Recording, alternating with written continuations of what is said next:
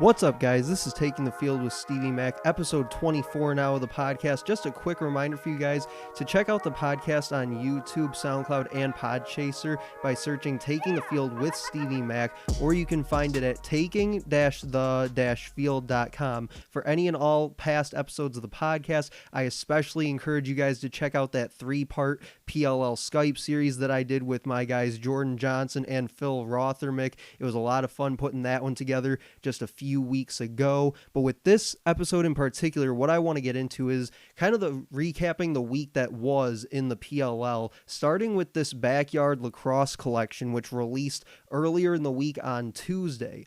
And it was really an interesting idea, I think, and it was very unique and creative in how they did it and how they teased it. And I think the collection itself is very interesting and creative and cool. But one of the things that you saw all over social media in the lacrosse world was the hope, I guess you could say, of a potential video game tease that would be released as part of this backyard lacrosse collection, going into that backyard sports category with the past games like baseball and football most notably. And we didn't end up getting that. So my question is, where's the game?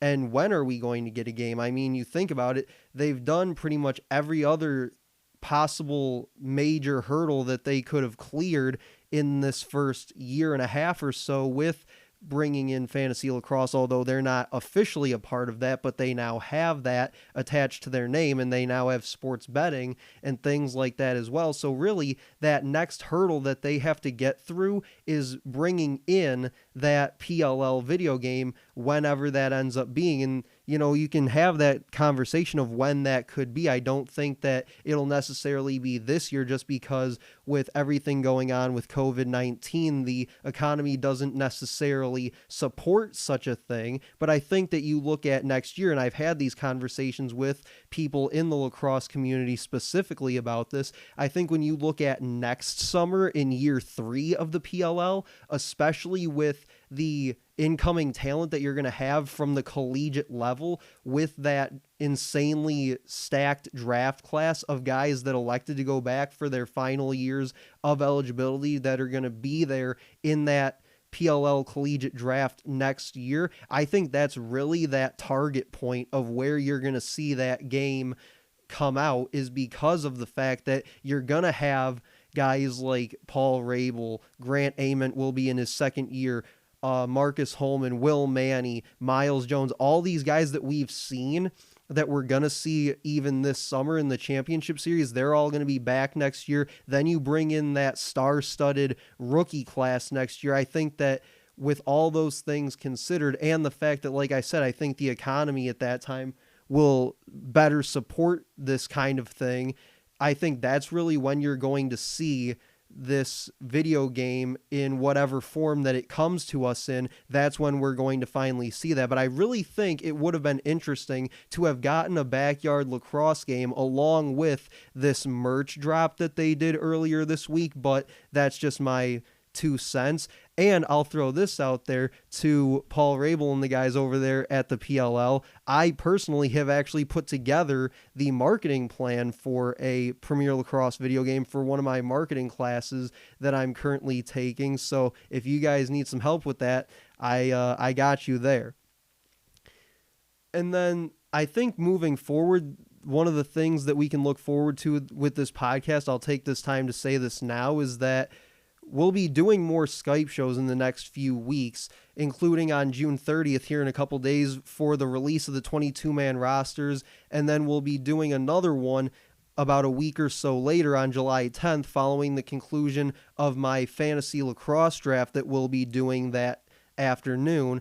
And with that specifically, it will be myself and a few other guys from my fantasy league have agreed to join me. Guys like Phil and Jordan will be a part of that as well. And really what I want to do with that is kind of talk about our draft and talk about fantasy lacrosse in general and our experiences that we've had with that so far. Maybe go over the point systems and things like that along with it, but also kind of re-examine the championship series now that we'll have other guys chiming in on that as well. So kind of getting their thoughts on the championship series as a whole as well. And one thing that I will say that I am looking into potentially doing with that post-draft Skype show is kind of allowing some of the guys that will be taking part in that to sort of open the floor to some trade discussions as well with their teams and kind of talking amongst themselves with that. But other things that we might talk about are sports betting and different things like that that have gone on this off season and kind of looking ahead to this championship series. So just wanted to update you guys on that really quick. And I think in terms of fantasy, with the announcement of the point system that came out just a few days ago, I think that it'll be easier for guys like myself and the other members of my league to really get our draft boards assembled prior to that July 10th draft. Once June 30th rolls around and we get the announcement of those 22-man rosters, so we kind of can see the player pool that we'll be working with. But seeing as how we have a full 12-man participating league, around 96 or so players, I did the math a few weeks ago, about 96 of the 152, I believe it is, players will be selected in our league. So obviously being able to identify talent within the draft is going to be very high priority for not just myself, but the other 11 members of my league as well. And then one other thing that happened this week was that the first futures bet for the PLL was released by William Hill, and it was the championship odds for each of the 7 clubs.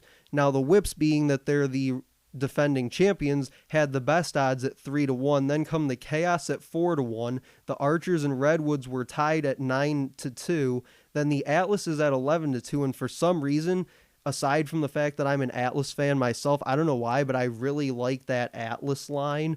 And then the Chrome were at 8-1, and the Water Dogs rounded out at 9-1. And I gotta believe that they're down there at the number 7 odds because of the fact that they're the new guys in town. We're not really sure of what to expect from them during this championship series. But still, I think that it's really intriguing to kind of look through some of these odds. And like I said, they're the first ones that we have in PLL history. So that in itself is very exciting. And we'll talk more about sports betting and fantasy lacrosse once we get around to the championship series in late July here on the podcast. But as I mentioned, the Whips are obviously going to have the best odds as they're the defending champs. I really think it's interesting that the Archers and Redwoods have very similar odds, but I think it's really fitting because they're pretty evenly matched in terms of their rosters, at least on paper. We'll see how it plays out during the championship series and possibly even in the postseason.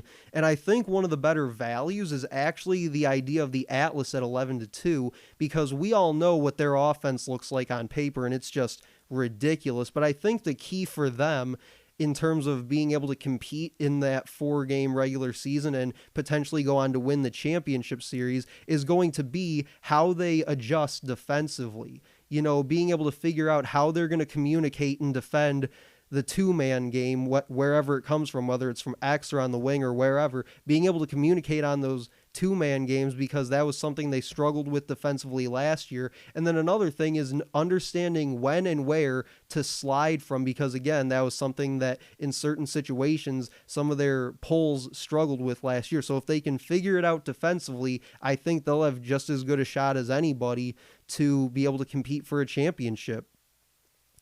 So that's kind of what the week in the PLL was. And I also wanted to update you guys on some things that we're going to be getting into here on the podcast over the next few weeks. Remember, we got that Skype episode coming up on Tuesday to discuss the final 22-man rosters. And then again, another one coming up on July 10th as well for our post-draft party episode. And that'll do it for episode 24 of Taking the Field with Stevie Mac. Just a quick reminder to check out Taking the Field with Stevie Mac on YouTube, SoundCloud, and Podchaser, or by searching taking-the-field.com for my official website for the podcast for any and all past episodes of the podcast, including that special Skype series I did with Jordan Johnson and Phil Rothermick about a week or so ago, covering all things Premier Lacrosse. And that'll do it for this one. Thanks for listening.